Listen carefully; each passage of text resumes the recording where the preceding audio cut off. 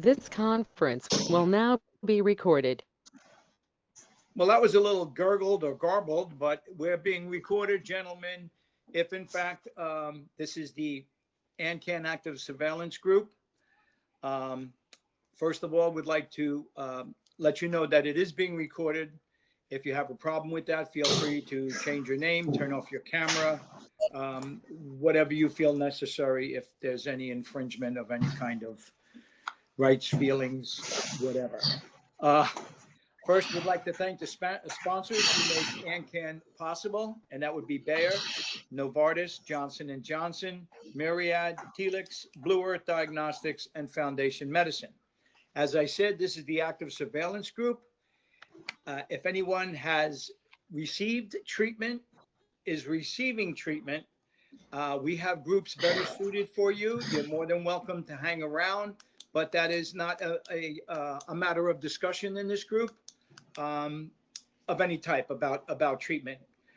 So if that's the case, as I said, you're more than welcome, and we can give you information to get to the other groups that AnCan sponsors. So now I'm going to go down a roll call and see if anyone needs time. We have two new gentlemen this evening, Kevin and Wayne.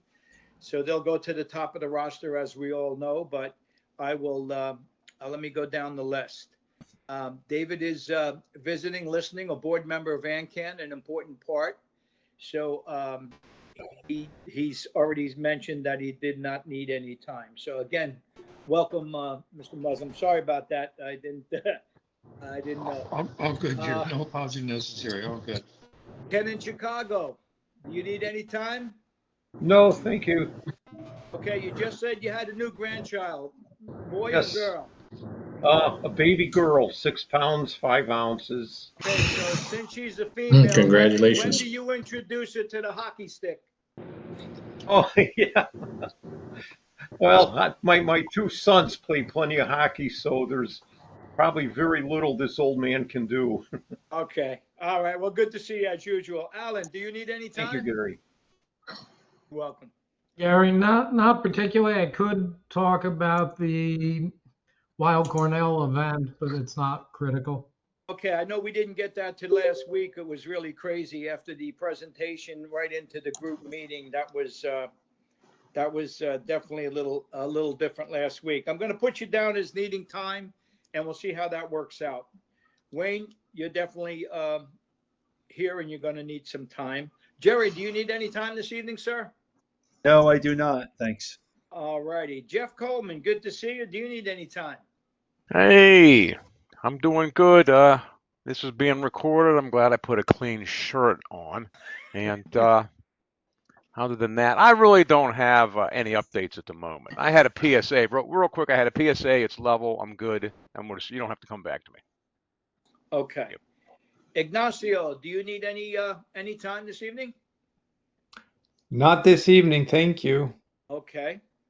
Bill Wood, our friends up north of the border in Canada, Ontario. How are you, sir? And do you need any time? Thank you, Gary. No, I don't need any time tonight. Thank you. Okay. Mark Mizarek. I don't know if I said that right before or not. Do you need any time, Mark? Well, maybe not. Is Rick going to be joining tonight? No, he is not, from what I understand. Then I may be better off just communicating directly with him, because since the last time I was on, I've got the results of the biopsy, or at least the initial ones, and now we're just waiting for the second pathologist report from Johns Hopkins. But it came back positive. So the questions I have would probably be more appropriate for Rick offline or one of your other groups, as opposed to active surveillance. Okay, as long as you're comfortable with that, that might be the best way to go. Maybe to get catch Rick off, Rick off air, and okay. Let's just leave it at that. That sounds like you want to do what you'd like to do. Joel in Manassas, do you need any time, sir? Hi, Jerry. No, I'm doing good, thanks. I'm glad to hear that, sir. That's wonderful. Well, just hang around and enlighten us with your wisdom somewhere later in the talk. Ray in Santa Monica, do you need any time? No, I'm good, thank you. You look way too casual, dude. You look like you're ready to just fall asleep and take a nap. Mr. Jang, I hope you're driving safely. Do you need any time? Yeah, yes, please. Yeah, I'd like to talk with the group about something. Yeah. Okay, no problem. Bill Hines, how are you, sir? I hate to say it, but you're a leftover from last week, correct? I'm a leftover from last week. Yep. I'd like Okay, to have time. that means you go to the top of the list. I mentioned that early on. I did not forget you. And I informed Kevin that if you didn't show up, he'd be first, but if you showed up, you would be first. So I've got you down. Real quickly, did you hear my spiel last week about having your reports ready, PSAs, biopsies? Okay, good. Okay, you're good to go. Mr. Harris in LA, do you need any time? Oh, thank you. You're good? Okay. I'm good. And I have a Jim. Jim, did I write an F or a, I don't know what I wrote. Jim, do you need any time? Do I have a Jim? Yeah, he's still here. I do. I'm here. Yeah, yes. You know what? I would love to ask a question of the group. So thank you very much. Okay, Jim F. That's what I thought it was a 7, but it was an F. Sorry, Jim. It's been a tough day. All right, no problem. Mr. Greaves, how are you this evening? Hello, Wayne. Do you need some time, sir? Yeah, a little bit. Okay. All right. Got it. Okay. All right. Well, without further ado, Bill, sorry, Mr. Hines, sorry we didn't get to you last week, but you know it was kind of crazy. So No problem. All righty. Where are you located, sir? We're in the San Fernando Valley in California. Okay. Oh, about 20 minutes north of Los Angeles. Okay. Now, how'd you hear about AnCan? From the convention the beginning of the month. We were at the PCRI? Yep. Okay. Excellent. All right. How old are you, sir? I'm 68. Okay. By any chance, are you a veteran? No, I'm not. Okay. We just asked that because we have an excellent veterans group that helps guys out receive apply for disability or just to find out fine tuning of how the VA works. We have an excellent moderator. Very good. In that group. When were you first diagnosed? Actually, I haven't been diagnosed. I haven't had the biopsy yet, and that's kind of what I was looking to get a little bit of counsel on. Okay. Now, okay. So evidently you went to a neurologist maybe and your PSA rose? Okay. I went to our primary care doctor. My PSA was at 7.84. And so that got us to require to consult with a urologist. We went to the urologist. He prescribed a 3 Tesla MRI of the abdomen, and we did that. And so the result of that was there's 2 lesions found. One was about 10 millimeters, the other was 4, and both were PIRADS 4. And then on the 29th, I went back for a PSA test, and my PSA went up to 8.94. Okay. All right. Are you scheduled for a biopsy, sir, Bill? That's the next step. The urologist, what he wanted to do was to do a targeted fusion biopsy, and then also he wanted to do a random biopsy and target 13 areas. And I've been listening to Dr. Scholl's quite a bit, and he was recommending not to get the random biopsy. So that's kind of where I stand right now. I put off going back to the urologist, and I'm looking for a urologist that's in line with Dr. Scholl's. I called up Dr. Scholl's office. It looks like they're admitting new patients, and I'm in the process of possibly becoming his patient, unless there's other referrals that might be better. Well, that would sound excellent if you could hook up with him. There is a debate as to the random biopsy or the targeted biopsy. Jeff Coleman can most likely nod his head because he's one of those guys like myself that really, if there's in your case there's 2 lesions to target. So that would certainly be where they want to go. The need to go elsewhere, that's up for debate. That's between you and your practitioner, specialist. We're not doctors and we just make suggestions, but you have to be your best advocate. You have to do what you feel is best for you. And of course, active surveillance to stay active. Would you consider getting it? We're really big on second opinions here. Second opinions about everything. If it's raining, if it's not raining, if you got an MRI, if you've gotten any kind of pathology, would you consider getting a second opinion on your MRI before moving forward, or do you feel that's not necessary? Are you talking to getting a second opinion from a radiologist? Correct. Yeah. I don't know if that's necessary or not. It seems to be pretty conclusive. What would you think? Well, we had an informative talk last week by a company called Bot Image Incorporated. Yeah, I saw the webinar today. That is excellent. Uh-huh. Now, they take the, your MRI and do like I'm not exactly how they do it, but with AI, they kind of make a 3D. Now, Eric, did you do this? Did you have that done? What's that? Yeah, I can speak to this. Go ahead. Let Eric tell you. So, Bill, if you have access to your scans, they're called DICOM files, you can actually upload them yourself. I have them. And they can give you a second opinion and also map the lesions in your prostate for then being used in a biopsy. So it's used for targeting. And they work with some of the softwares already out there that they can overlay the 3D map and target the lesion very precisely. So for $250 or so, it's definitely worth just getting a second opinion, as well as when you eventually get your biopsy, also getting a second opinion on that, because how you move forward based on all this data, it's always good to trust but verify anything you receive based on human human interpretation. Yeah, also, Bill, the regular PIRAD score on an MRI is 1 to 5. Right. They break it down to 1 to 100. Oh, so okay. They're far more precise in their eyes. Now, don't get me wrong. This is something new.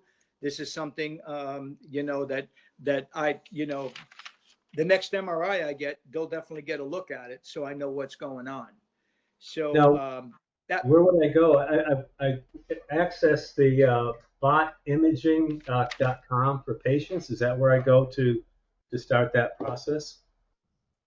Yes, I believe. I just shared the link at the beginning of the second opinion for MRI. So click on that. Okay. And that'll take you to explaining what their technology is. And I think I'm scrolling through it now. I'll go ahead and share the portal, which is a little bit different than the software for actually uploading. Okay, I got a couple of hands up. Wayne, did you want to say something to Bill?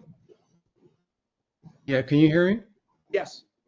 Okay, I will be very cautious about this. Okay, I just did it today based on last week's promotion, and I must tell you I'm very disappointed because it didn't even find what the MRI that I had done at MSK found. And the report was extremely skimpy. And honestly, guys, I think you should wait until this company is a little bit more mature before you rely on their readings. Okay. I also had a PMSA PET scan, and that showed me so much more, including what MSK found on there. And this is a non-contrast MRI. So what I paid the $279 and really was eager to see what else I would do, I was extremely disappointed. So I don't want you guys to be disappointed as well. And my suggestion is to wait a little while until they're more mature in what they're doing. Okay, well, I certainly appreciate that because Thank you, Wayne. I hate to say it, but I guess I swallowed the bill of goods because it sounded like, wow, for $250, what a deal. Did they And so charge you, Wayne? informative and so much more Well, precise. I don't know if they will charge me. It hasn't gone through on my card yet. In fact, just to show you how they're not ready for prime time, I got a report saying, first an email, they couldn't read it. Well, first it said it was fine, it was successful. A second email followed saying they couldn't read it because the technology, I guess that MSK used was a little bit different. 2 hours later, I get another email saying that was an invalid email that I sent, ignore it. Here's my report, go online and read it. So I go online to read a report, and the report is so pathetic. You know, it doesn't even mention the PIRAD score. All it does is give me the volume of the gland, the PSA density, and the images that they have show no lesions. So Was that it is misleading. was it a technical issue with the Sorry? scans? Was it a technical issue with the scans? Like it's No, that was what they said in the first email. But I'm saying, and they said in that email they couldn't do it basically, so they wouldn't charge me. But then this other email comes along saying, oh, no, that was an error in that email. Here is your link to your report. And it was a link. And I go to my portal, and they're the slides, basically the printouts. But the report itself, if you look at the report, it looks amateurish. And it doesn't give you any substance. I mean, I'm comparing it to my MSK report. I did this because I wanted more detail based on what was promoted. That's terrible. So guys, Did, I said, wait. did you talk to Mike Bing? Mike never responded to my email. I sent him an email on Sunday night, waiting before. I told him as an AnCan group member, I heard the presentation. I spoke to Rick. I spoke to Eric. No response. So then I finally went to the website and dealt with customer service directly. And so this is all through customer service. Mike wasn't involved at all. So I don't know if he realizes this or not, but I never got a response from him directly, so I don't know. Okay. Yeah, All right, that's he terrible. made it sound like he was very reachable. And like for other members of the group, and especially the new people, I'd just like to introduce Wayne. Wayne is a infectious disease physician. So he's basing being a physician, he's basing that on a lot of knowledge and intelligence that he has in this and being on this journey with us. So you can, just believe what he's saying because it's coming from the heart. I know that for a fact. And I felt the same way he did. I was all ready for my next MRI to let this ride. And based on what Wayne said right now, they have to grow a little bit and get better at what they said they were doing. Now to get back to what Bill, your question. Now there are other people that will read conventional MRIs. This was a brand new company that we were introduced to with somebody that used to have a group with AnCan. So we can get you a name of someone. Eric is he is the tech guy. He'll put it up in the chat window of where you can send your MRI to make sure they see what they think they see. And perhaps with a second opinion, you can better make a decision as to whether you want them to poke randomly or whether you just want them to go for the lesions. That decision is up to you. You're the patient. You have to be the best advocate. Anybody else have something? I think we had a hand up. I did post the links in there, just so you know. Okay, let's get a couple of questions. Bill? Yeah, just to tag along with what Dr. Graves is saying about things not showing up when you're expecting for Bill Hines. Our local group had a couple of guys their cases to me sounded like they were great active surveillance candidates, and they decided to get surgery. The post biopsy revealed much worse cancer than they had seen on any MRI originally. It didn't show up on the MRI, just some of the other lesions. So I kind of wanted to connect this back to your question about the random for your fusion guided biopsy. I think the reasoning is because they may find something with those random sections, as well as focusing on the lesions that they can see.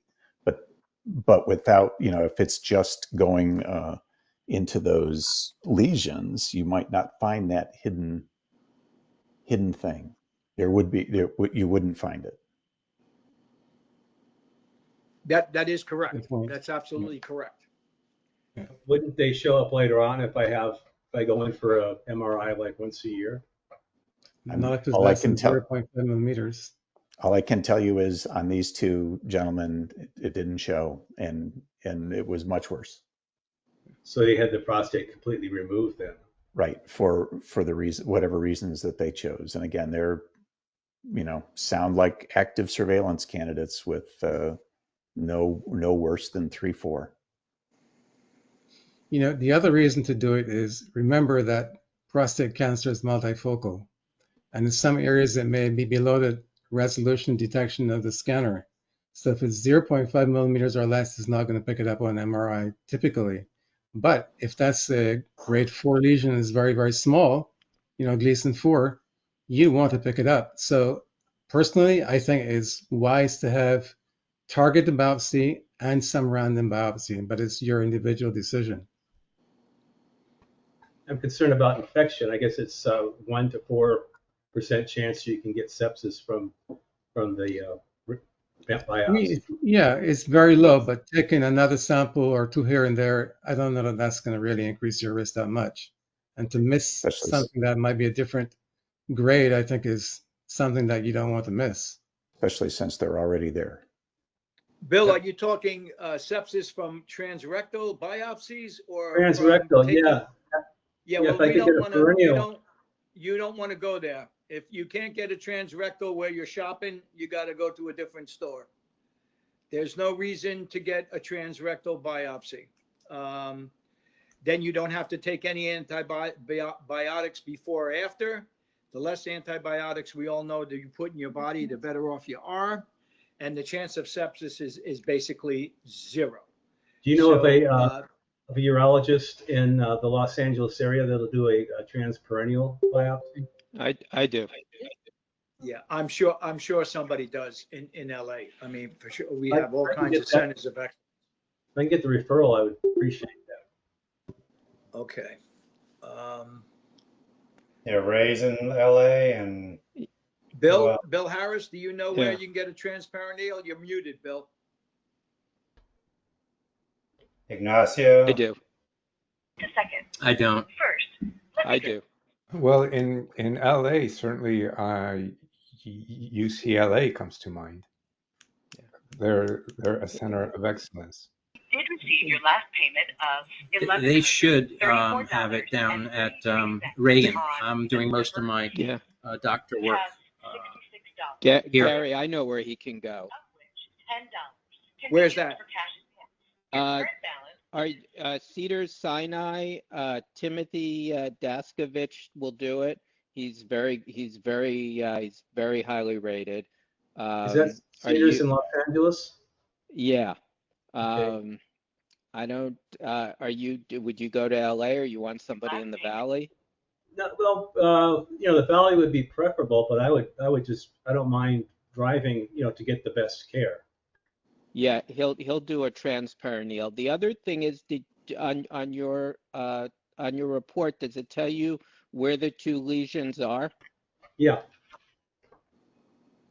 Because if it's like midline anterior, which is kind of rare, but if it is, you should definitely do a transperineal. Yeah, lesion 1 is posterolateral, apex 4 to 5 o'clock. Lesion 2 left posterolateral, mid-gland 4 to 5 o'clock.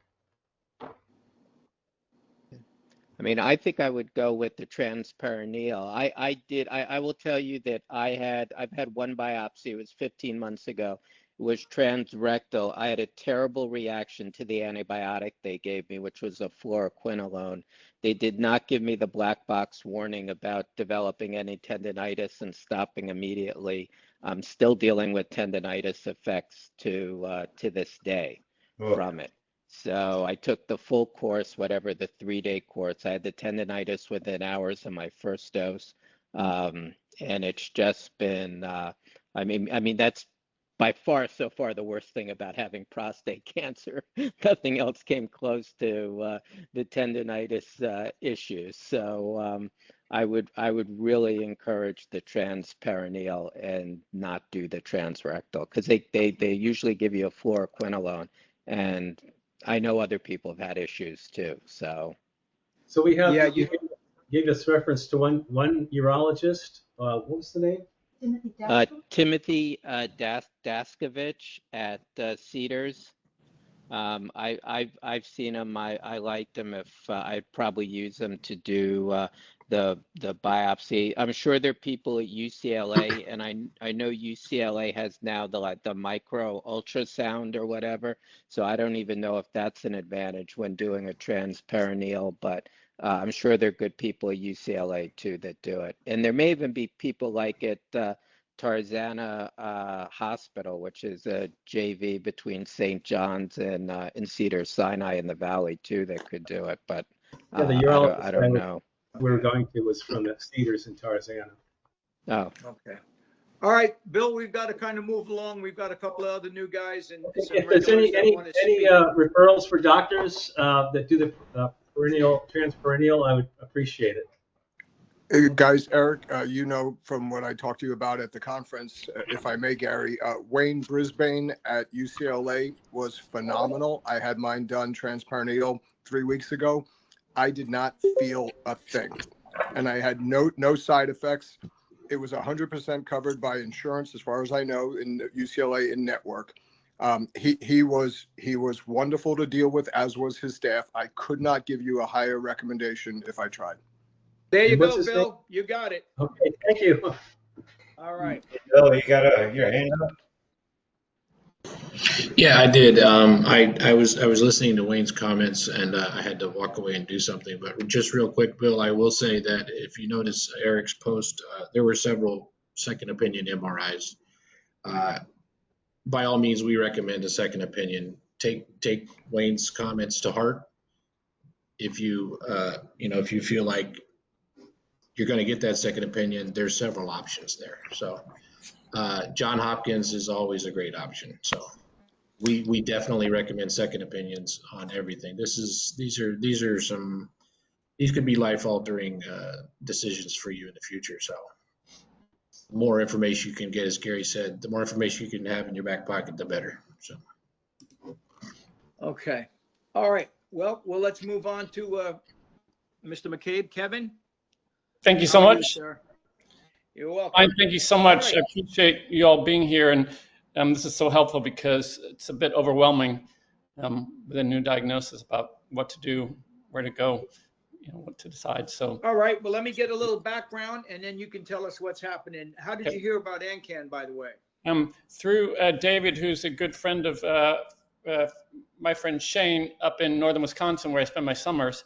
When I told Shane my diagnosis, he got me in touch with David, and David was kind enough to agree to be on this call with me tonight and introduce me. Well, that's wonderful because you're in the best group there is out there, and we'll just hang in there with you and ride right along on this journey with you. Hopefully, you stay with us for a long time.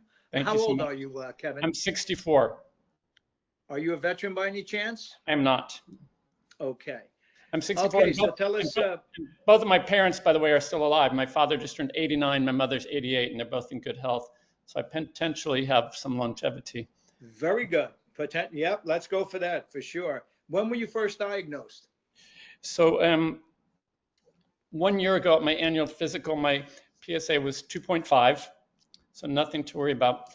And I don't know whether it's related, but in January, mid-January of this year, I started on testosterone replacement therapy, 0.3 milliliters twice a week for anemia and for trying to build some muscle mass because I was losing weight. And after taking one course of it, which was for 3 months, I again had my PSA tested, and it was 4.7 in April of this year. And as a result of that, I was directed to have an MRI. So I had an MRI on April 29th at Simon Med Imaging here in Florida. And the MRI detected 2 lesions. One was a PIRAD score 4 in the left PZ apex at 3 o'clock with a maximum dimension of 1.24 centimeters and no extraprostatic extension. And the second one was a PIRAD score 3 in the right TZ mid at 11 o'clock, 0.48 centimeters, and also no extraprostatic extension. Okay, well that's good. Now, have you had a biopsy? Yes. So as a result of that, and then I went to Wisconsin for the summer. So I located a urologist in Wisconsin, which was the Wisconsin Institute of Urology, in order to have a biopsy. And in preparation for that, they wanted a new MRI that would be compatible with their AnCan system or whatever for the guidance. And so I had another MRI on June 29th in preparation for the biopsy on July 16th. And in that second MRI, there was only one lesion noted, which is the one on the left-hand side. Was it the 1.24 or the 0.48? Yes, the 1.2 centimeter left peripheral zone apex lesion at 3 o'clock. It has a T2 of 4/5, a DWI 4/5, and a PIRAD score, again, with a 4. And that one says prostate margin curvilinear, contact length less than 1.5 centimeters, capsular bulge no, and EPA, there's no MRI evidence for extraprostatic pseudocapsule extension. Well, that's all good. It's Very not good. close to the edge and it's not that's all good. So then- okay, so you went from 2 to 1. Right. And then I went for the biopsy on July 16th. It was done at Theta Care Laboratories in Appleton, Wisconsin. It was transrectal. And they took, let's see, 3 cores in the left apex peripheral zone.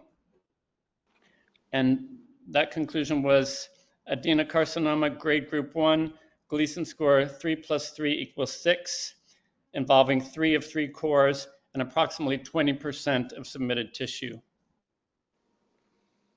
Then there were 6 random cores in the left lobe, and 3 of the 6 cores came back as grade group 1, Gleason score 3 + 3 = 6, and 20% of submitted tissue. And on the right lobe, core biopsies is benign prostatic tissue. So 9 cores total? No, there were 6. There were 13. It looks like. Let's see here. 3 of 3, 6.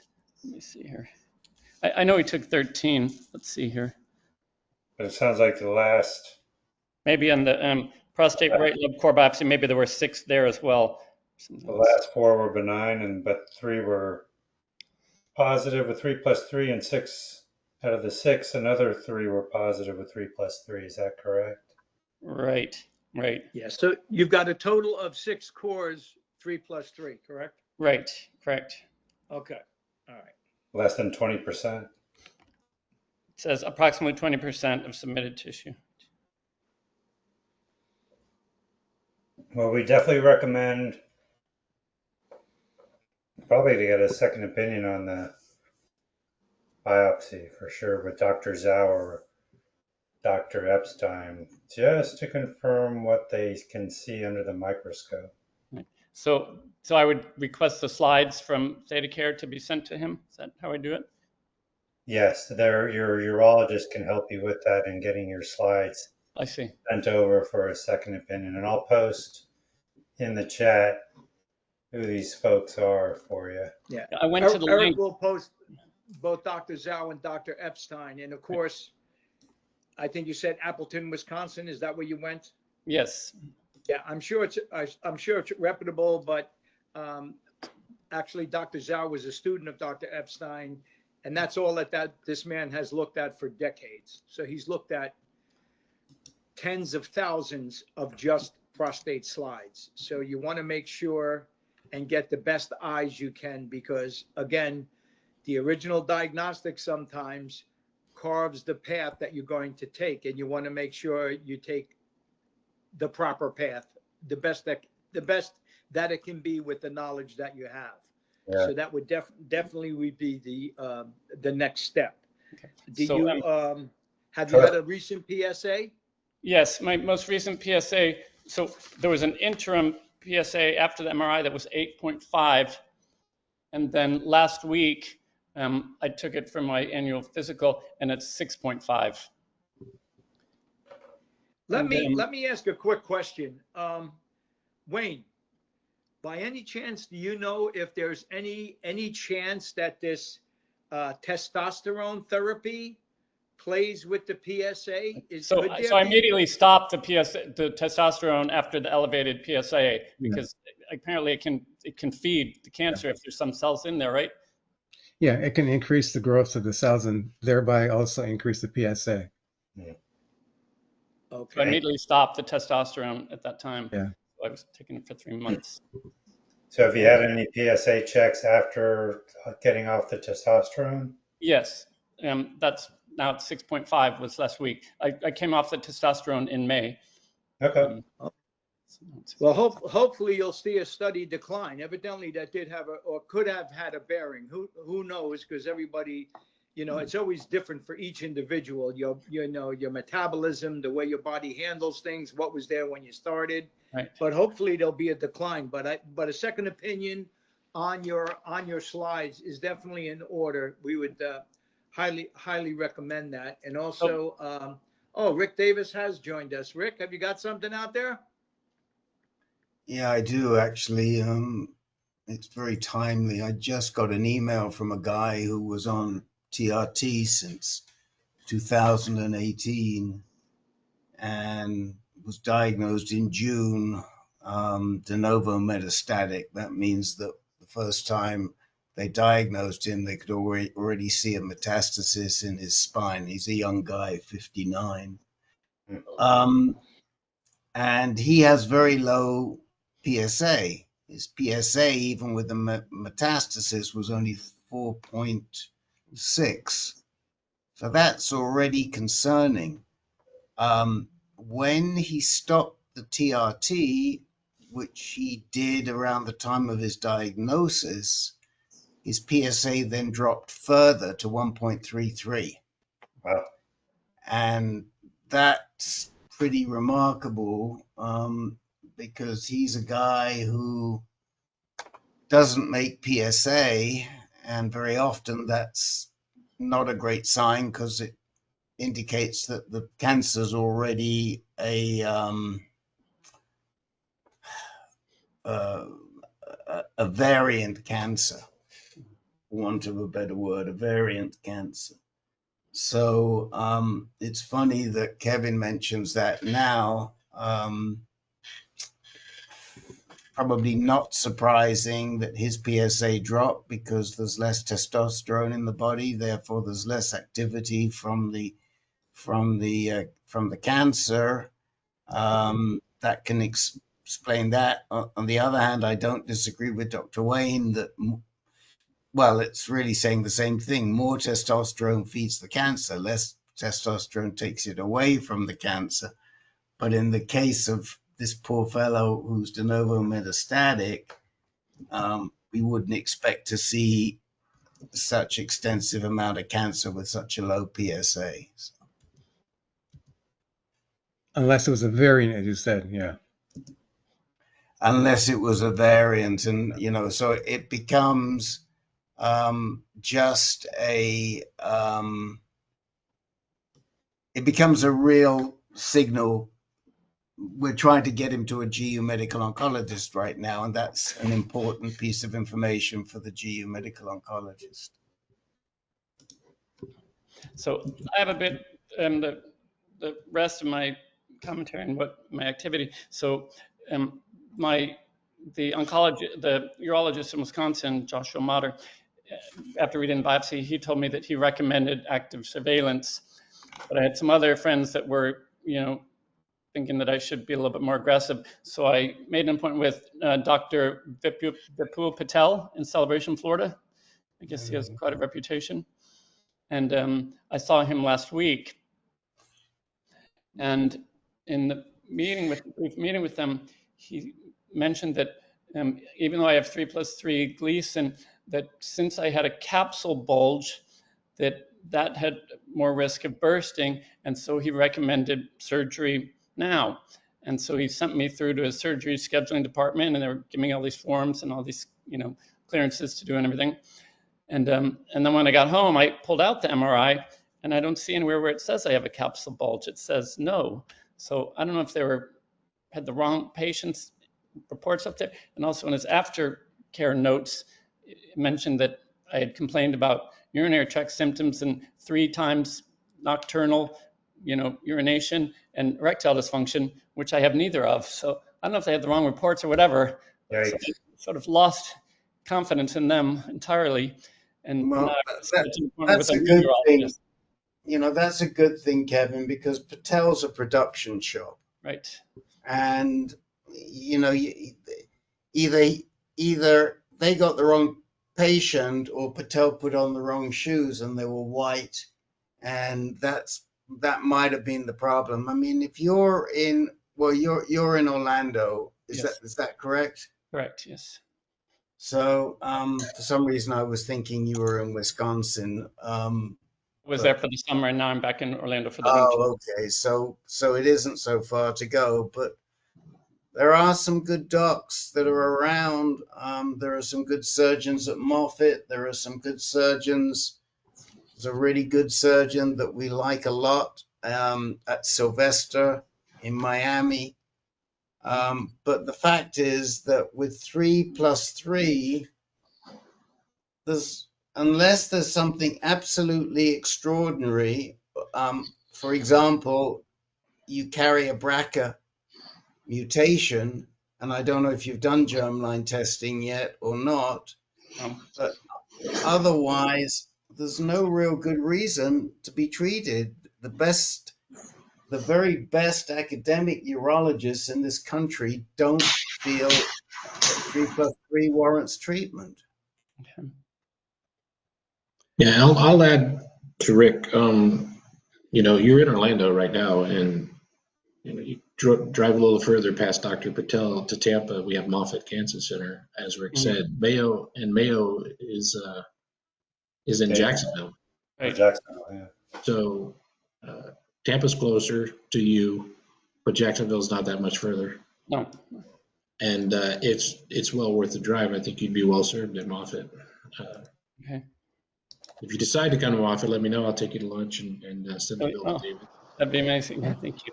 I have one more thing.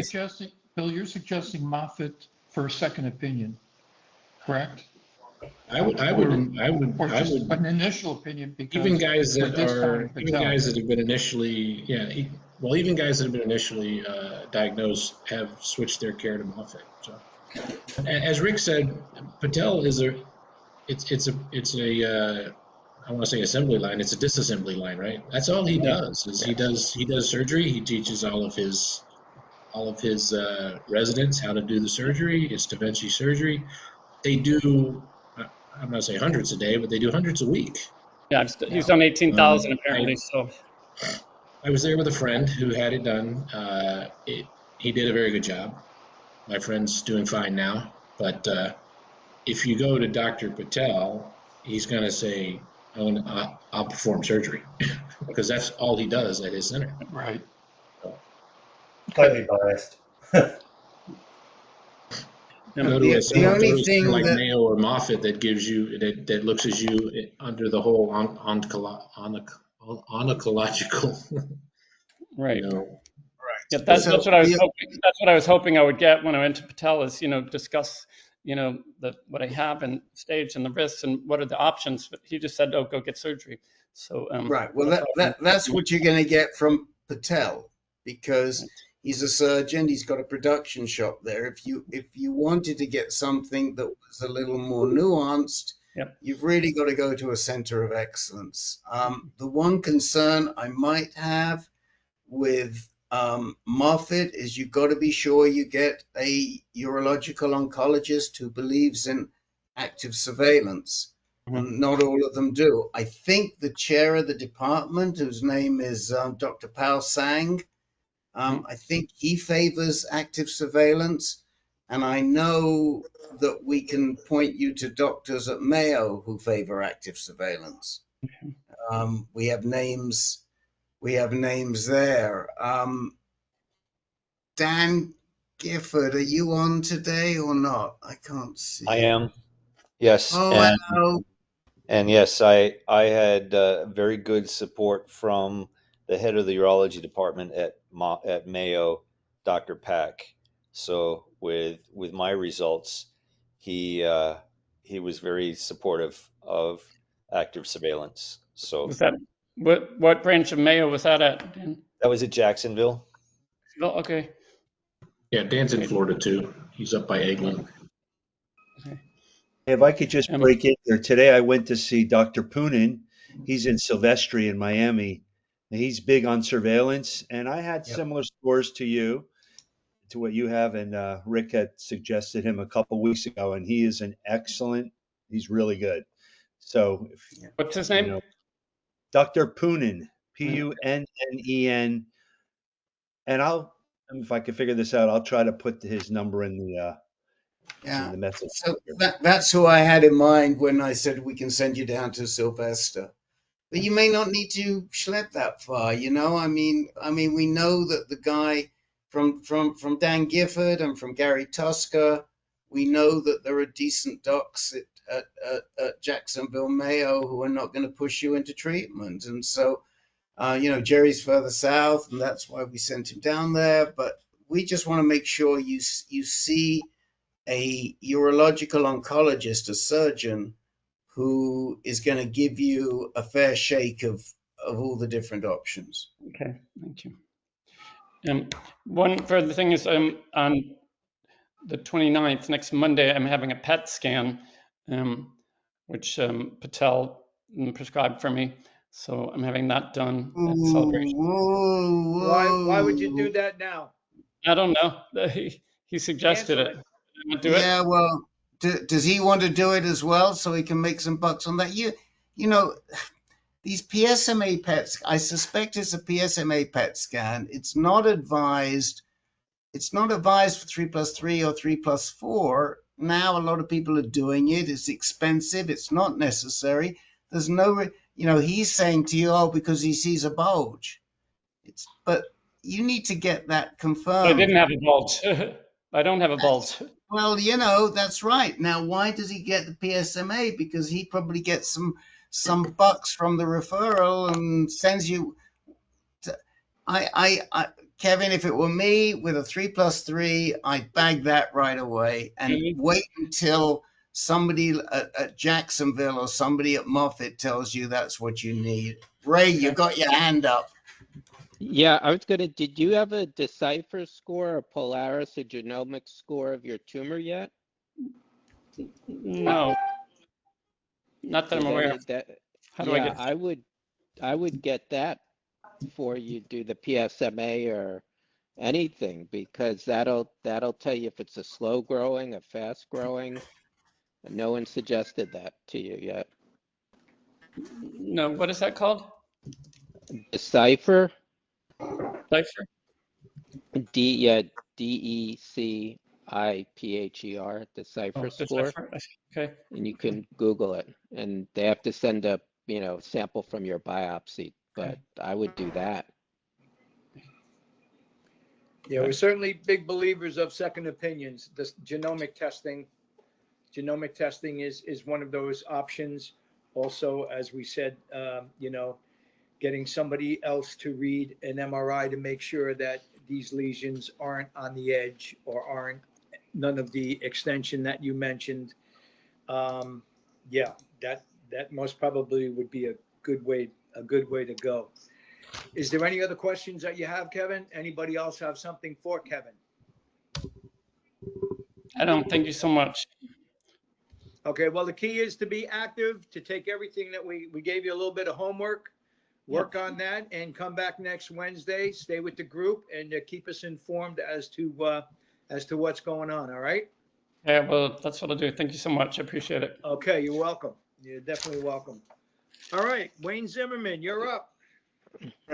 Ray had his hand up. Yeah, I was just going to ask Kevin if he, if the MRIs were done on a 3 Tesla machine or a 1.5 Tesla machine, or if one was done on one and one was done on the other.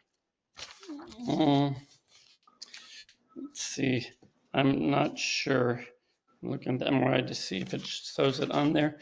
I don't know. It's usually at the beginning of the report. I'm sorry? It's usually done at the beginning of the report. Let's see. Saying that this was performed on an XYZ machine, blah, blah, blah. Hopefully it's there.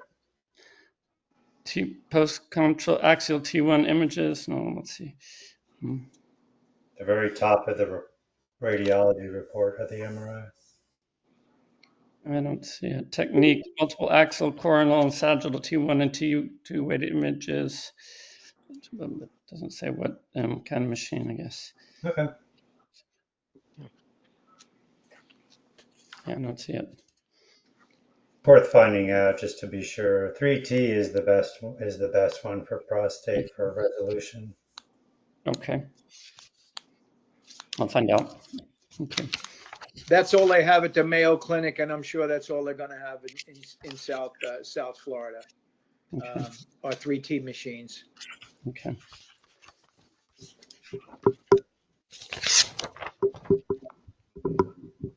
Just kind of a segue on.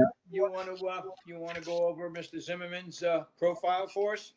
Is Kevin done? Do you have any questions for us, Kevin? Or are you ready? No, thank you so much. Appreciate it. You're welcome.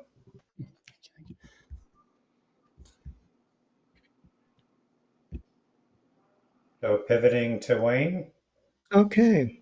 Yeah, thanks for letting me sit in tonight. Was diagnosed with Gleason 3+3 with a transperineal biopsy about a year ago. Prior to that, I'd had a T3 MRI, and the problem that I found there is it came back inconclusive because they said it was cloudy due to fecal matter in my system, and I'm going to probably go in for another MRI. My urologist likes to do them every 18 months, and my PSA is at 6.18. It's been pretty steady at mid 5 to 6 for almost 2 years now. Any suggestions on a prep?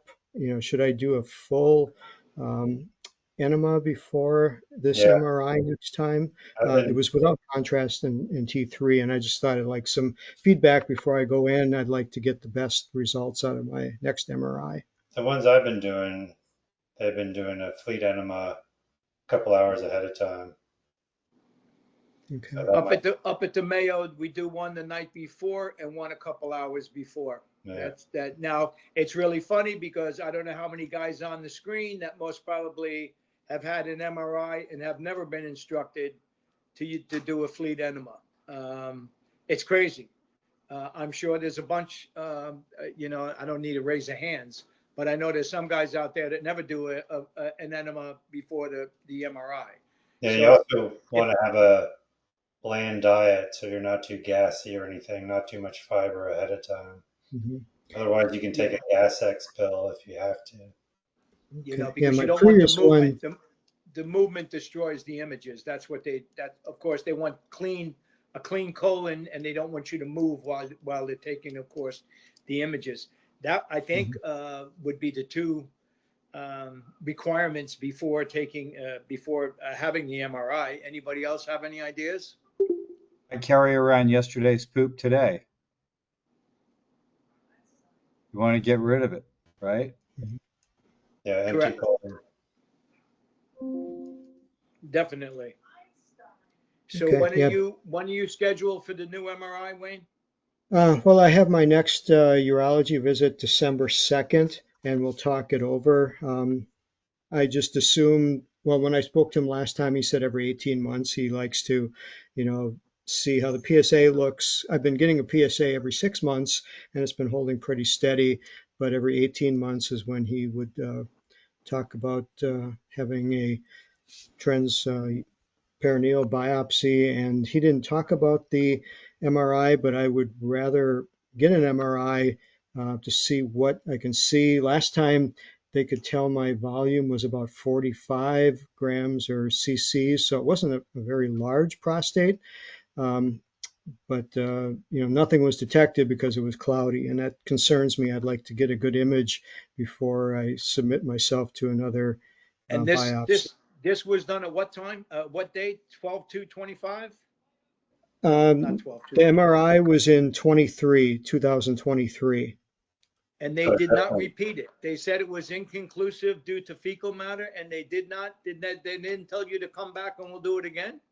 Correct. At that time, I had a transrectal biopsy because that's all he was doing at the time, and nothing was detected in any of the samples.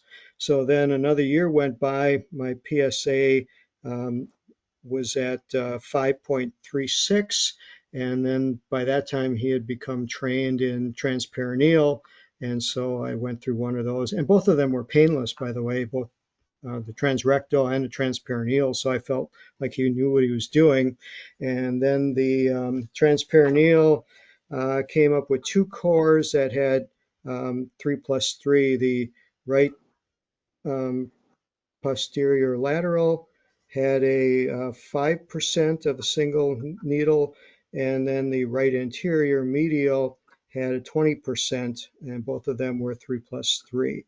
And had my decipher score, I'm at a 0.46.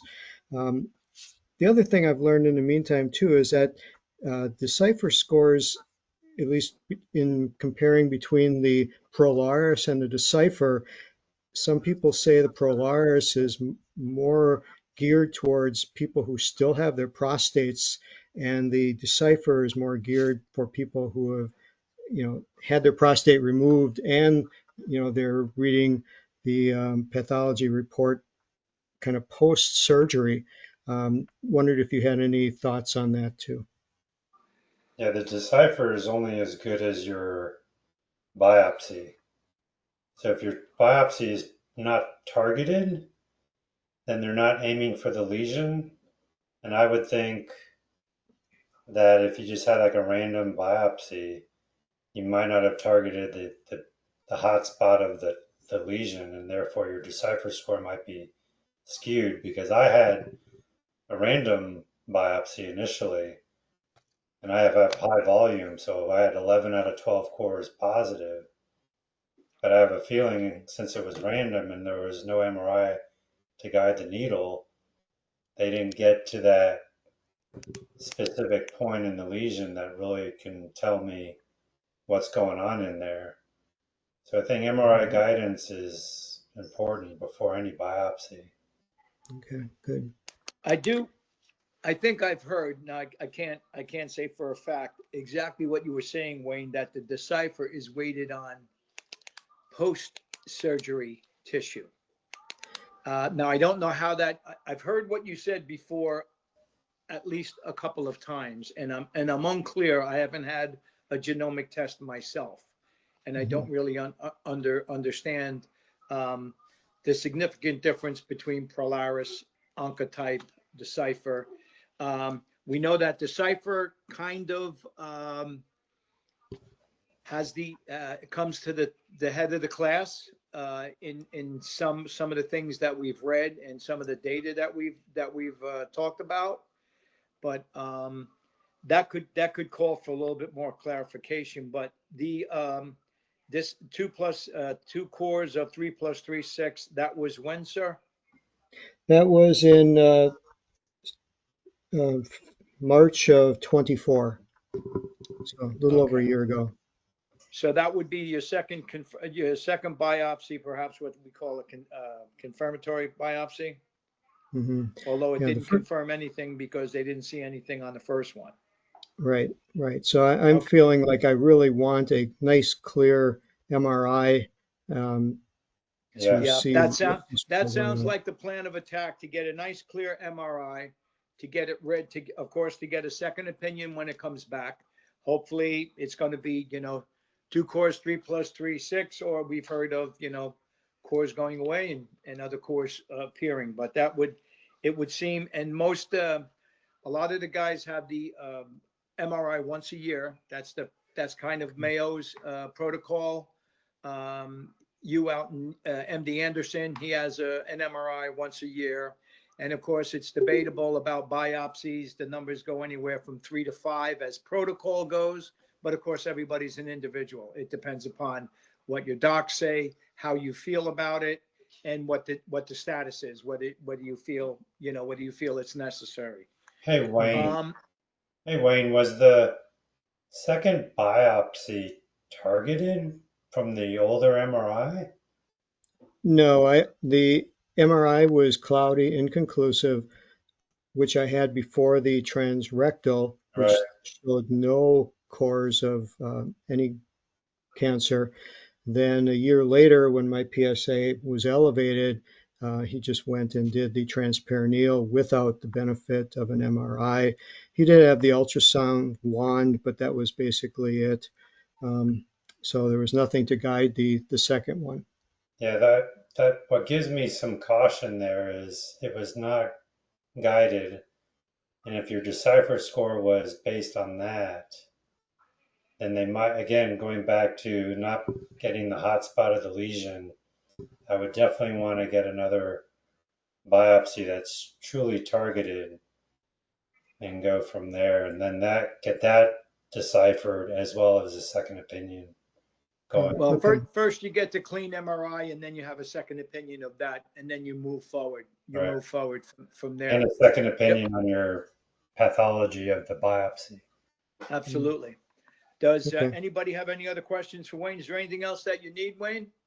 No, that is all I need. Thank you. Well, certainly come back. We're here every Wednesday. Keep us posted as to what you're doing, what's scheduled, and a group like this is it's kind of priceless in the sense that the information that we're available to get doctors, center of excellences, second opinions, and everybody on this journey can input about what they did or how they felt. It's just a really good place to be, one of the best peer support groups that you're going to find.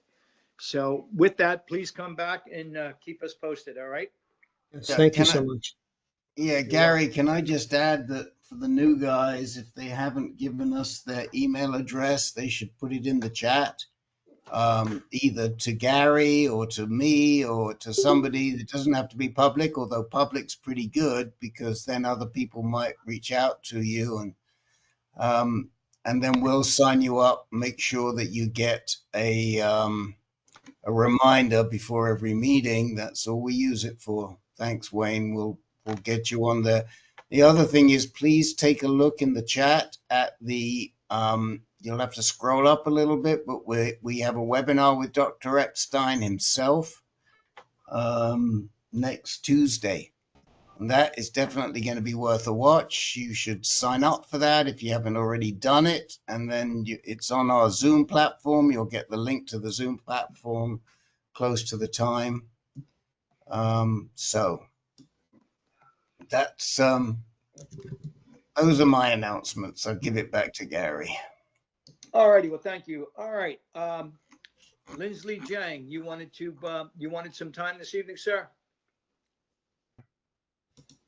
Hi there, thanks. Can you hear me okay? Yes. Okay. Hi, I think I came to the meeting 2 weeks ago, I believe, and with a new case, and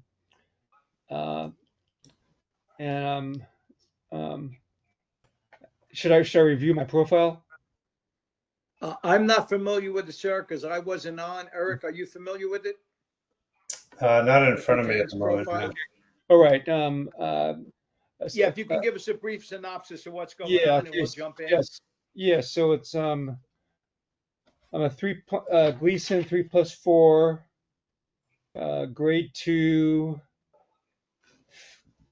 favorable intermediate risk.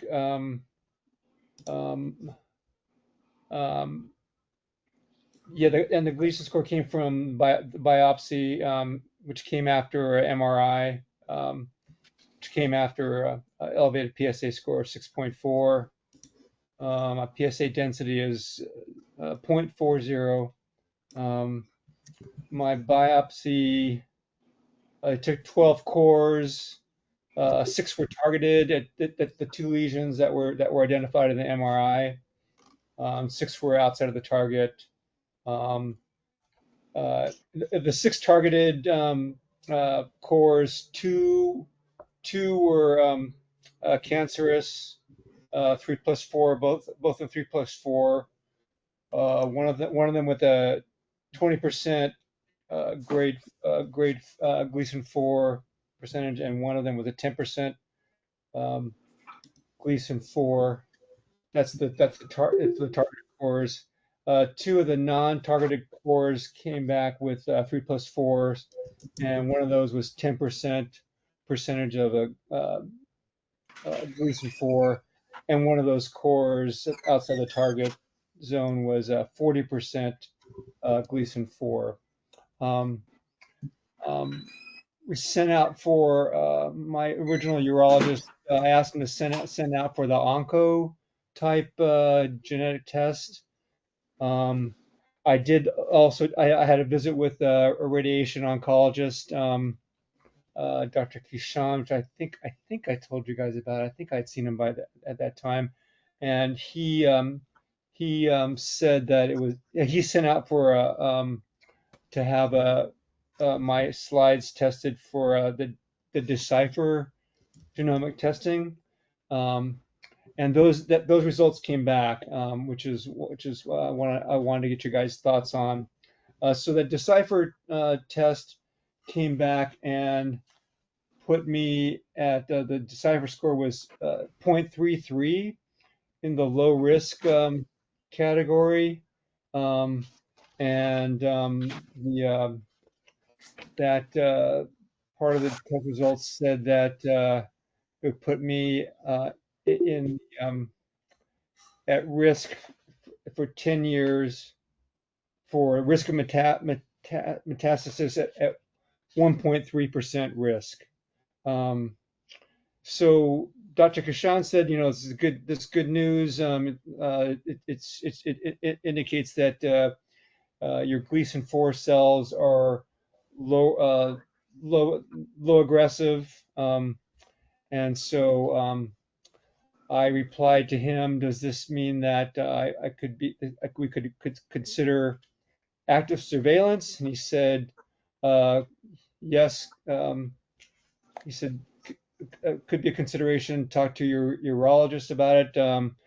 And so I sent my urologist, Dr. Chamey, the same test results, and asked him if active surveillance could be a consideration. He said certainly could be. Good. What's your question for us? Pardon me? What's your question for us? Well, so I'm wondering, is this enough? I mean, I've got an appointment for a second opinion with a City of Hope doctor next Friday, and I sent him the Decipher test results. I also have I'm setting up a consultation with another doctor at UCLA, which wouldn't cost me any money, Dr. Brisbane, because of one of my other doctors recommended him, saying that he's brilliant, and so I was trying to set up an appointment with him. I guess my question is, and after I met with you guys 2 weeks ago, and also because of the conference, I was planning to send my slides out to one of the 3 recommended people, but I guess my question is, does this decipher test, is that sufficient to give me the good news that I wanted as far as active surveillance, or should I? Well, I would kind of say, Lindsay, what we do is you can't put all your eggs in one basket. Not with a disease like this. In other words, it's wonderful that we have all these different diagnostic tests. We have all the expertise in the fields. As the AnCan group goes, of course, we can direct people to centers of excellence, doctors that are agreeable with active surveillance. But I would think that's the decipher. That's excellent. You've got 2 doctors that you like that say active surveillance is okay. Yeah. So that's where I would go. But Okay. again, active surveillance, keyword, active. All right. So it would be this last biopsy. Has it been reread by anyone? No, I was thinking about having it sent to one of those three. Correct. That's course the you first guys- thing to do is to you make guys- sure, to the best of your ability, that you get, one of the best guys in the business, Dr. Zhao, Dr. Epstein, to look at these things, look at the slides, and confirm what the report says. I think that would be the first thing to do, because we're really big, as you heard Yeah. all evening long, about Please. second opinions. Please trust but verify, as I always say. Right. And then, I wrote that- of course, after you're getting your PSA every 6 months, I take it, something like that, or once every. Not yet, because I'm still in the I guess I'm still in the initial.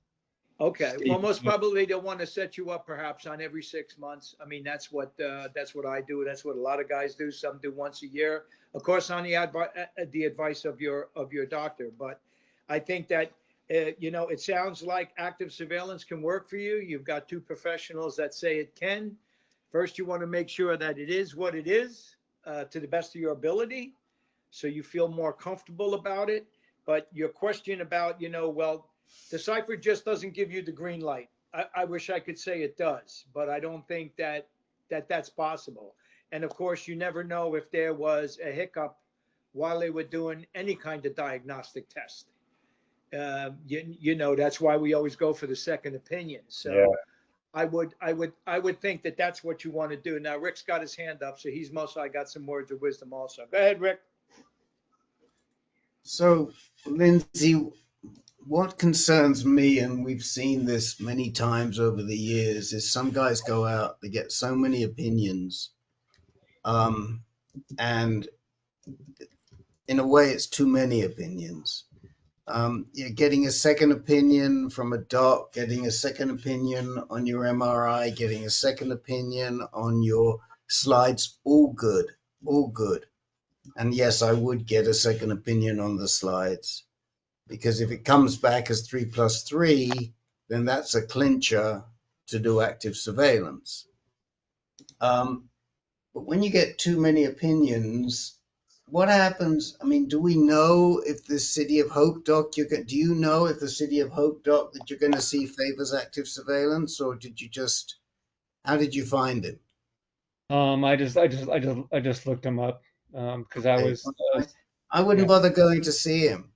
Okay. Because there are way too many urologists. Just because he's at City of Hope and that is a center of excellence doesn't necessarily mean he's going to favor active surveillance. And we have to be really careful, because there's a lot of urological oncologists who don't believe in active surveillance. And if you happen to have just picked out of the blue a guy who doesn't, and he says, no, you've got 3+4, you've got to have surgery, your head's going to be in a spin again. And you've already had 2 docs who have said to you, you're good. So I don't know why you're going to the City of Hope doc. Right. And you're looking for Brisbane. Well, Brisbane's probably a pretty good bet on active surveillance. We know that. Egner's a good bet on active surveillance. You could go see Egner. But I'm not, I get nervous when people start, especially when it's around active surveillance. If we had a really difficult de novo metastatic case or a high risk case, and we really were getting different opinions, maybe you get a third opinion. But doctor shopping can give you the bad information as well as good, because you've got to take the doctor into account and who's telling it to you. Well, just think about it. Say the City of Hope doc says, "Oh, you can't do it with 5%." What did you say you have 5% for, or 10% for? It's a small amount. What was it? Which score? Wait, how much? What is the most amount of for that you have? He had a 40%. 40%. 40%. He had a 40%. So, yeah. You know, if you go in and the guy says can't deal with 40%, you got to have that out. Then what are you going to do? Which pivots You're back. going to go for you're going to go for another opinion, right? Yeah, that pivots and back.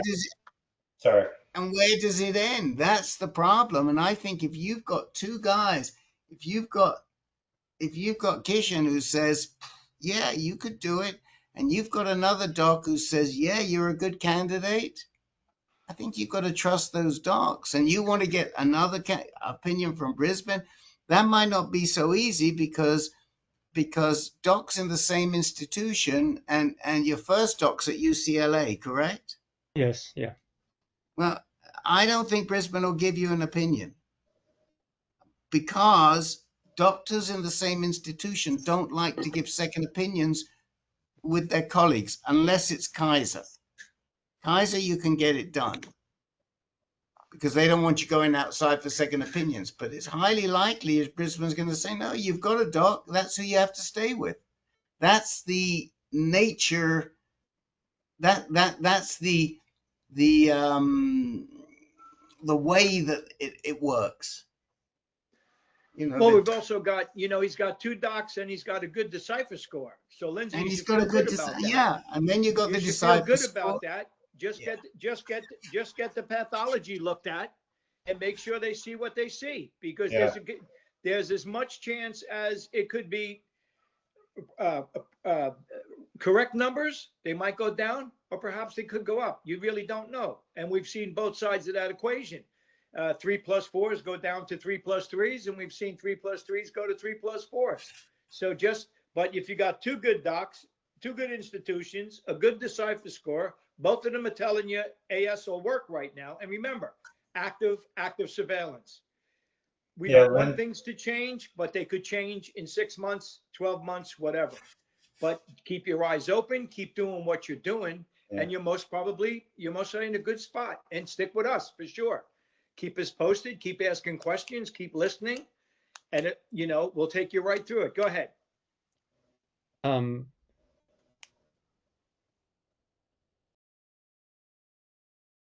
Well, so Gary, you said something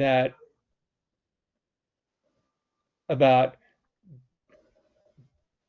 going ahead with a second pathology reading, and I was thinking about that, wondering about that, because it seems like the pathology reading is what I've been hearing since the conference, is that slide reading is as much, if not more, art than science, which is one of the reasons why people recommend you send it to another human being who's artfully trained, and it seems like the Decipher, I don't know for sure because I'm not a scientist, but it seems like that is less art and more science, and then if so, then possibly more quantitative and objective than a slide reading. So I'm wondering, does the Decipher score then give me a more definitive read than a pathology? But you're saying still send it out to another artful pathologist. Yes, absolutely. Behind the shadow of a doubt, what's going to happen, and you want to do this webinar with Mr. Dr. EPSTEIN. I've seen a couple of them with that guy, And he knows about AI, and he agrees that AI is going to play an important part in diagnostics, and there's no doubt about it. It's never going to. There's never going to be. You're never going to take your slides to a machine. That's not going to happen. But there's definitely going to be most probably a radiologist putting them in the machine. Okay, and they're going to work in conjunction, and perhaps it'll be. I don't think it's going to be a revolution. I just think it's going to become more exact. And like you say, guys like him and Zhao, that's all they look at. And there's a lot of things to see. And, if you catch one of those webinars, you can go on YouTube for our webinars, and they'll show you the cells and they'll point out exactly what they're looking at. It's amazing. And of course, you put AI into that can look at, I guess, hundreds of thousands of those things in this much time. It's going to be a good thing. Yeah. But to answer your question, I mean, I would definitely get the human side and by Dr. EPSTEIN or Zhao on your slides and on your scores and on your Gleason scores and percentages. But I think what we're trying to say is, everything is kind of like weighted towards you're doing the right thing. The docs say you're doing the right thing. Just continue with this active part and keep the ball rolling. And of course, come back here. And of course, keep us informed. Eric, you had your hand up. Go ahead. Real quick, I want to wrap this up because we got other people. So Lindsay, the Decipher was probably based on that 3+4, 40%, and it just determines how aggressive the cancer is. Mm-hmm. So it's all very important to get that second opinion on that 3+4, 40% with Zhao or EPSTEIN. Do I just email them, or how do I get that done? Talk to your urologist, and you want to get a second opinion from EPSTEIN or Zhao, and they'll work with you to get your slides sent over there. Do I have to contact those Mr. EPSTEIN or Dr. Zhao first? I would start with your urologist, who can work with you on getting your slides sent. Okay. If they have any pushback, then pivot to reaching out to EPSTEIN or Zhao, and they'll pull it from your urologist's office. Let's start with your urologist first. Sometimes it's a smooth transition. All you do is mention it to your urologist, and any good doctor of medicine should welcome a second opinion. Yeah. You also have to understand that there should be no qualms about doing that for you. But like Eric said, if it's not so easy, he put it up in the chat. Both of those gentlemen, Dr. EPSTEIN and Dr. Zhao, just proceed contacting them, and for them, then they'll turn around and contact your doc. Okay, Lindsay, that about it? I'm sorry, I got one more question for you guys. So, like, when one enters active surveillance, okay, does it matter, like, with who that personal doctor is? Like, or is there like better or worse people to work with, like, as you proceed in active surveillance, or is there any considerations that we should know about? Well, I think Rick made the point that you can go to a center of excellence, and there are certain docs that are more prone towards active surveillance and docs that aren't. So if you are evidently, whoever you're seeing, Lindsay, they're prone to AS. They've said to you, you can do it. So I don't think you've got to go doctor shopping. I think you're right where you want to be. Plus, you did go to a center of excellence, correct? City of Hope, is that the name of it? No. I'm with UCLA. Okay, I'm sorry.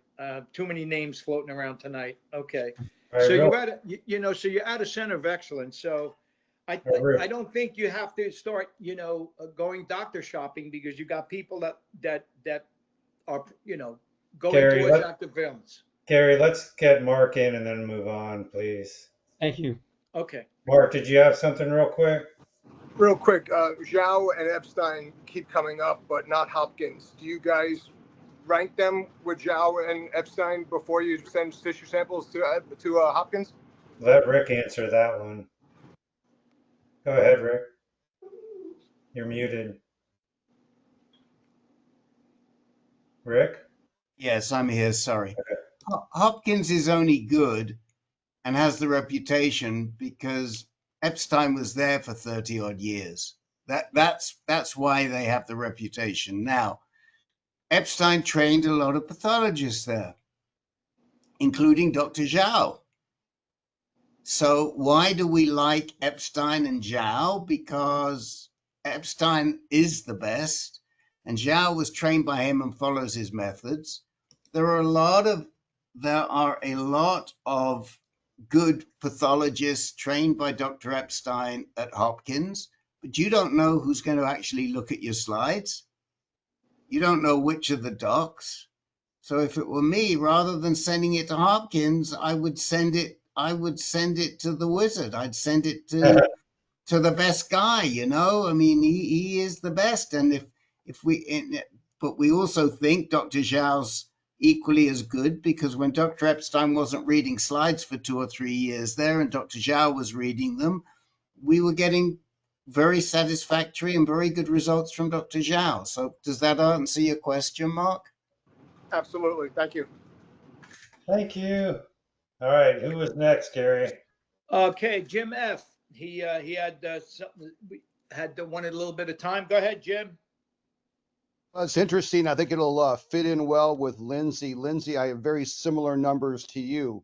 I'm a 3+4, but my 4 is a lot lower percentage, 5, 5, and 10, 3 of the 12 cores. But my Decipher score is a bit higher. It's just out of the intermediate risk, which goes from 0.4 to 0.6. I'm 0.62, so my Decipher score is a little bit higher. So I'm in a very similar situation. I just got off the phone earlier today with the Kaiser surgeon because I'm exploring all my options. And of course, the Kaiser surgeon immediately started talking about how surgery is the best thing. So I started talking about active surveillance. And I said, the bottom line comes to me is I know that we've caught it early enough. I'm not going to die from prostate cancer, but if I wait with active surveillance, can I get 3, 5, 10 years? And if I do that, but I finally need to have it removed and I go with surgery, would it be more difficult because I've waited for you to do nerve sparing where I would have a potential chance to have better erections after the fact? But would I ruin it because I've waited too long to get 3 or 5 years of, perfect health now as I was waiting? And she said, well, I think that if you do it, with oncology, the sooner the better always. But I think that you're kind of misunderstanding the situation. With active surveillance, with a 3+4, even with your small percentages, you'll get maybe a year, but you're going to have to do something within a year. And she was talking before that about how you can offset your erection problems by giving yourself a needle injection into your penis. And I'm like, oh my God. So, where did you go? What place is this? This is the leading Kaiser surgeon in the East Bay in the San Francisco Bay Area. Well, he ought to jump in the bay. He or she ought to jump in the bay. I don't understand any of that you said as far as what they're telling you. I really, really don't. It's tough. They're trying to predict the future, and it's really hard. No doubt. Yeah, I met a person here last week, and I followed up with him. He was here in the East Bay, and I think he's been on active surveillance 3.5 years. So what I'm really kind of hoping is that all you guys would say, predicting 1 year is, number one, really lowballing the idea, and the idea that maybe it is 1 year, but maybe it's 7 years. The idea that to take action right now when you don't know if it's going to be 1 year, for the increased risk of what you would theoretically be losing, it sure seems like the right bet to see if maybe it is 1 year.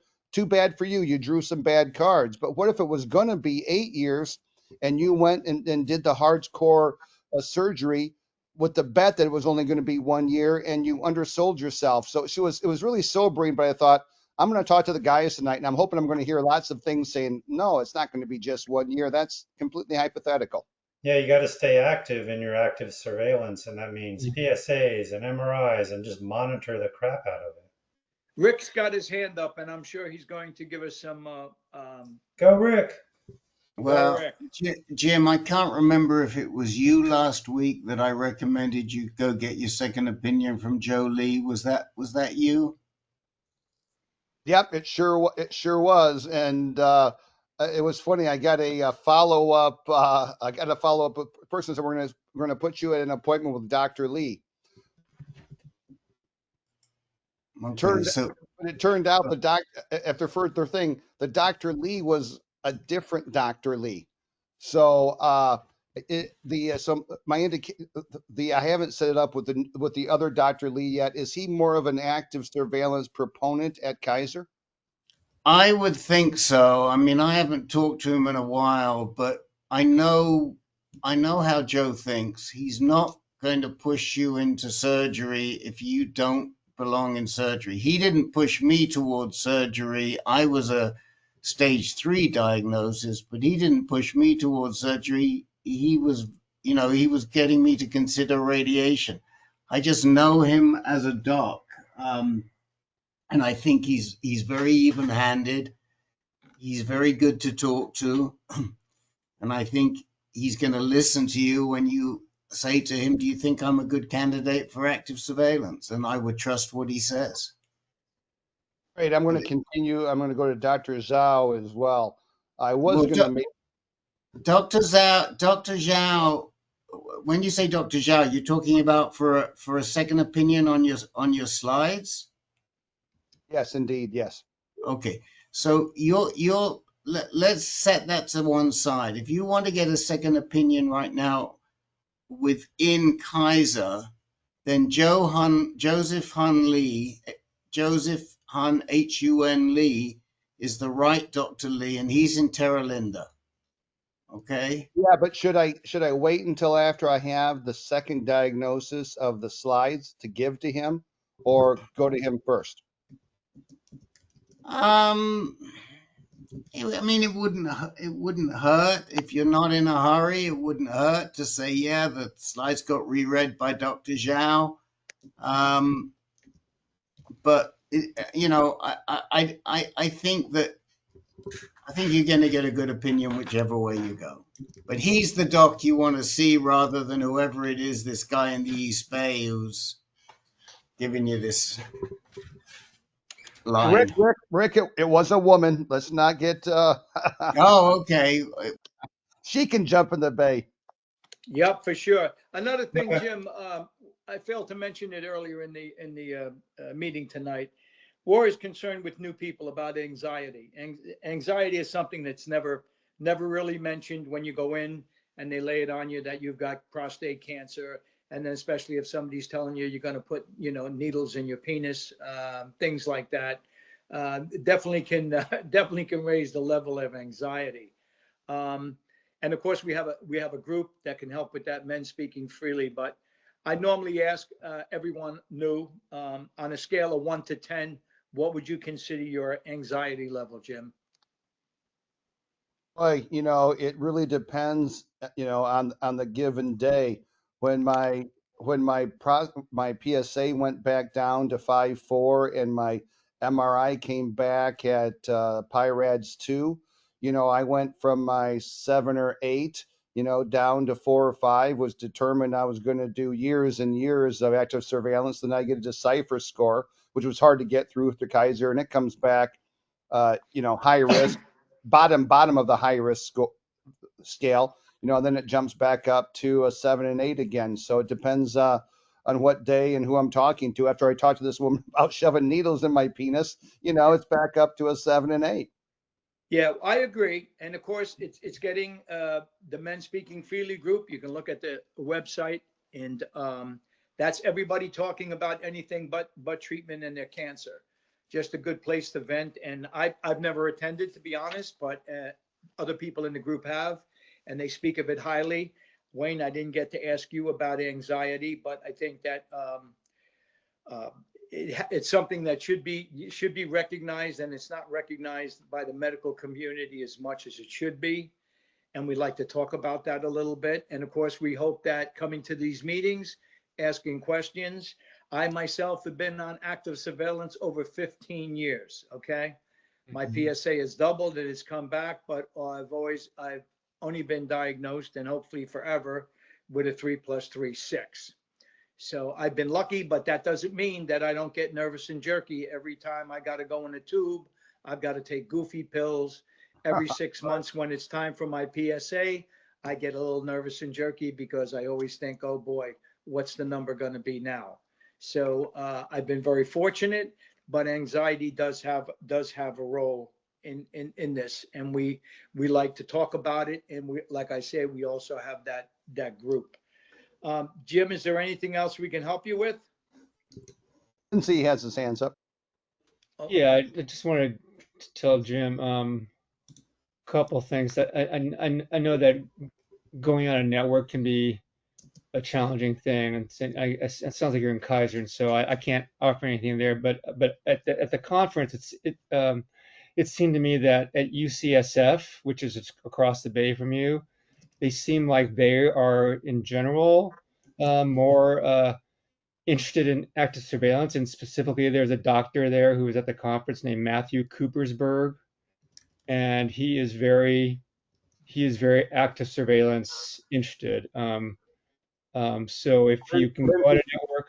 Lindsay, it's funny that you say that. I wonder if we're thinking of the same conference. I was on an online conference the day after. It just happened to be the day after my my diagnosis, and I have a meeting in November. I think it is 8th with Cooperberg's counterpart named Peter Carroll, who's very active surveillance. So I'm very much looking forward to it. I'm paying out of pocket. It'll be worth it. I think so. And then the other thing was just that when you say, what about if it's only a year? I'll just offer you perspectives that I'm thinking that, hey, if I can get active surveillance and it only lasts for 3 years, I'm still happy, because that's 3 years where I'm gonna play as hard as I can, Tell your wife to get ready. Yes. So I just want to put that out there for you to consider too. Okay. It is about the quality of life, and of course, how sometimes not quantity but quality. And mentioning Dr. Cooperberg and Dr. Carroll, they've been on a bunch of our webinars. They're two of the best right there. So if you can, anybody out that way gets to see them. They're proactive surveillance. They're straight shooters, great medical doctors, and that would be a feather in your cap to see one of those guys for sure. Thanks, guys. Okay.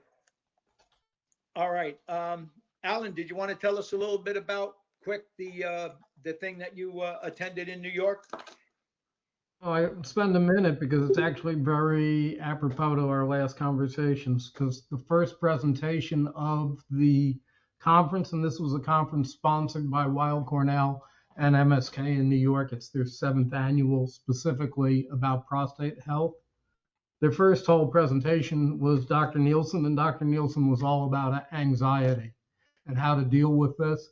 And he separates it to what he calls clean anxiety, which is like what you're saying, Gary.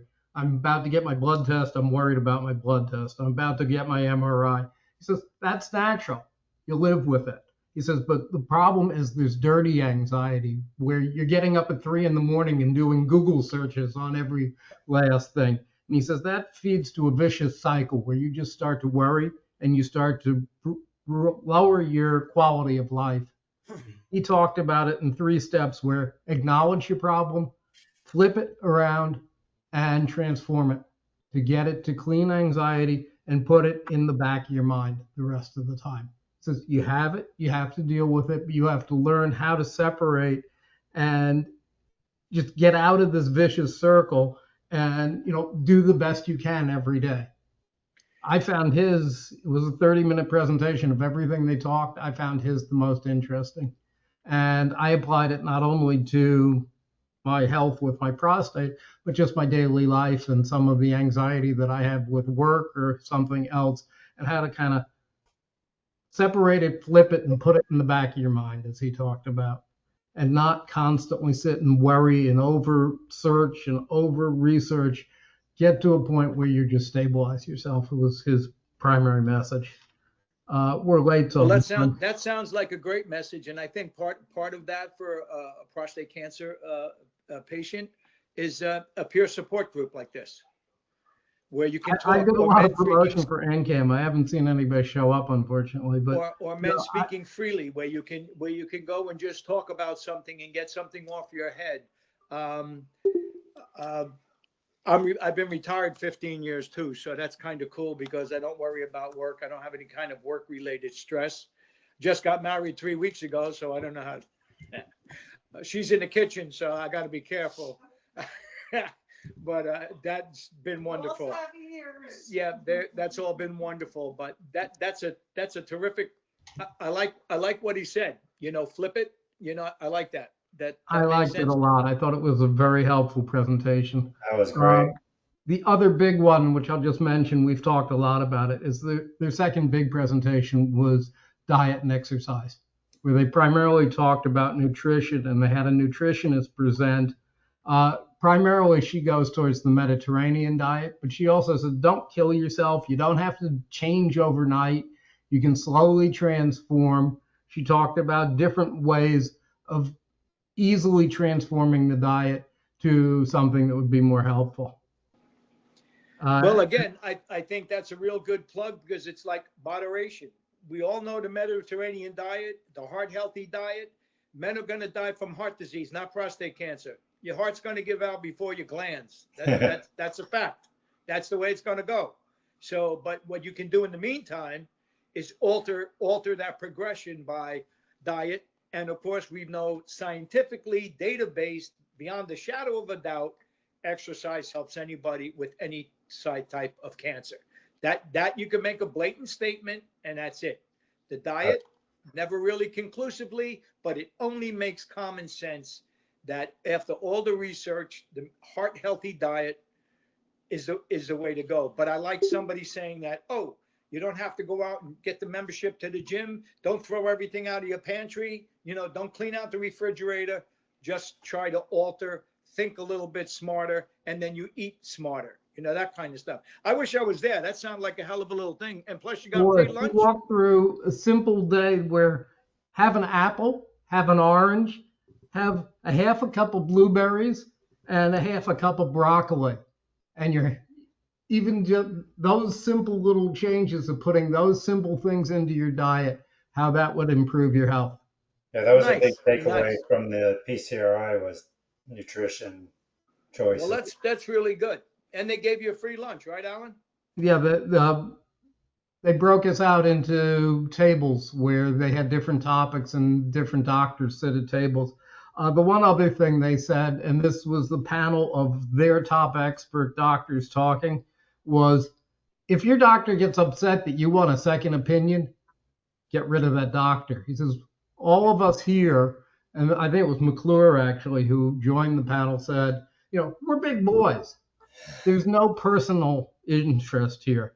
If you want to get another doctor, we encourage it.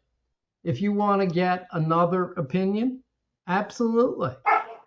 You shouldn't be, your doctor should not be upset about that. And then they talked about how you need a good team approach. You don't have just one doctor, but they even want as part of their patients, and a lot of this was directed towards people who are in therapy or having therapy or post-therapy versus active surveillance. That was my one criticism, actually. They did not have a specific table to active surveillance. But they were talking about having a nutritionist involved, having the mental health aspect involved, having the different doctors involved. That's kind of also they talked a lot about clinical trials and that you shouldn't think you're just a guinea pig on clinical trials. They were actually making a case for why clinical trials could be actually very strong for you. And then the other 2 points, which you really talked about last week, I asked the head of imaging for Weill Cornell 2 specific questions. One about this whole debate of contrast versus no contrast. His answer quite strongly was, if you have not been diagnosed, you do not need contrast in the MRI. He said, we absolutely need it after treatment. Good, good, because good. the prostate has changed. He said the only time that contrast when you're not treated, when it's in the earlier stage, he said sometimes, like, who was it tonight mentioned that they had a cloudy MRI, that they didn't get a good image. He said sometimes with contrast, we can make up for some of the mistakes of the imaging with the contrast. But overall, his answer was no need until post-treatment. I asked him the micro ultrasound question. We talked about it last week. He's not a proponent of micro ultrasound. He said it's a very narrow application. Somebody who can't have an MRI because they have too much metal in their body. His attitude was micro ultrasound does not give us as good an image as we get on the MRI. Plus, he's saying there are a lot more people who are skilled and understand how to read the MRI versus micro ultrasound. People are not as skilled at it at this point. But he said, and I've actually heard the same thing across the street at MSK. They both have looked at and reviewed micro ultrasound, and neither of them has purchased it. Yeah, I think that's going to work in conjunction somewhere down the road as it becomes more available, which will, it's more, it's got a cost significance there. So I think it's just something but again, like we try to tell people, new diagnostic tools are coming up every year, new tests, new procedures. It's never, the longer you can hang out on the AS train, the better off you are, because things like PSMA PET scans, micro ultrasound, AI now is going to influence all sections of medicine. And it will, like I said, things are always changing. I think a lot of these, he's right. I certainly agree that there aren't, what percentage of people could be exceptional at reading micro ultrasounds at this time and point in our lives? It's most probably very small, but we can find a lot of people that can read a 3T Tesla MRI. So, but it'll take time. And I do believe that no one thinks one is going to overtake the other, but people with metal, people ultra claustrophobic. It will have a place. It will have a place, and we will have people to do it and do it well. Someday we'll be telling, oh, Dr. Raymond Jones, you send your micro ultrasound to him. He'll read it. He'll confirm it, what the other doctor said. I'm sure that's going to happen. It may even, I think that's very true, Gary. His message today was, if I put one here at Weill Cornell, I would use it so infrequently that I can't justify it.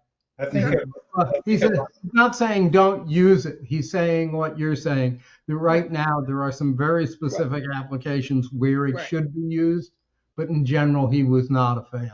I'm thinking it might help. And that's what I get from the guy up at Mayo. And I don't know whether the guy in Mayo, that's because the head of the department said, no, we're not buying it. When they all sit down in the business type meeting of a department and say, no, we're not going to do it. Or whether, they figured the same thing. Hey, Gary. The minimal amount of use it would get, that would be it. But it sounded like that was really, really good, Alan. And I'm sorry it took so long to kind of discuss it, but I just wanted to add it in because it added a few points to what we've been discussing week after week. Especially tonight. And you know what? We get some time next week or the week after, whatever. Keep your notes about that anxiety thing, because I think that should be, we could talk about that a little bit more. I like that. Reinforce that every meeting for sure. I think that we could talk about that a little bit more. Mark, you got something for Alan? Nope. I just want to make sure I had a chance to ask you and Rick a question before we sign off at the end. Yeah, who else needs time tonight? Anybody else? One thing, anybody wants to copy the chat, is now the time to do it. I know we always make a note about that. Is that what we say, Eric? Yeah, I put it in the, I know you can't see the chat, Gary, but I put a note in the chat on how to do it. Okay, all right. Does anybody need help with that, or are everybody good? All right, Mark, what was your question real quick?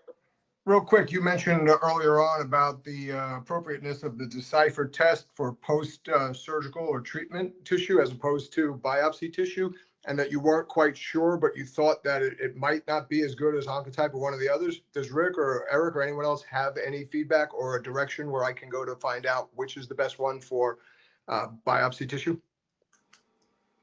Well, there's two that I know of. That's Artera AI and Decipher. Those are the most popular ones. I know there's a metric in Artera that allows if your particular cancer is going to benefit from hormone therapy. On the Prolaris website, they actually have a comparison of how they stack up against the Decipher, and there's one box in there where it says that the Prolaris is targeted towards people who still have their prostate. And that's where I got my information from. Yeah, because it's all based on tissue from the prostate, whether it's inside of you or already removed. It's probably playing a role. I'm a little concerned about Polaris saying that because obviously it's not an unbiased statement because it appears on their website.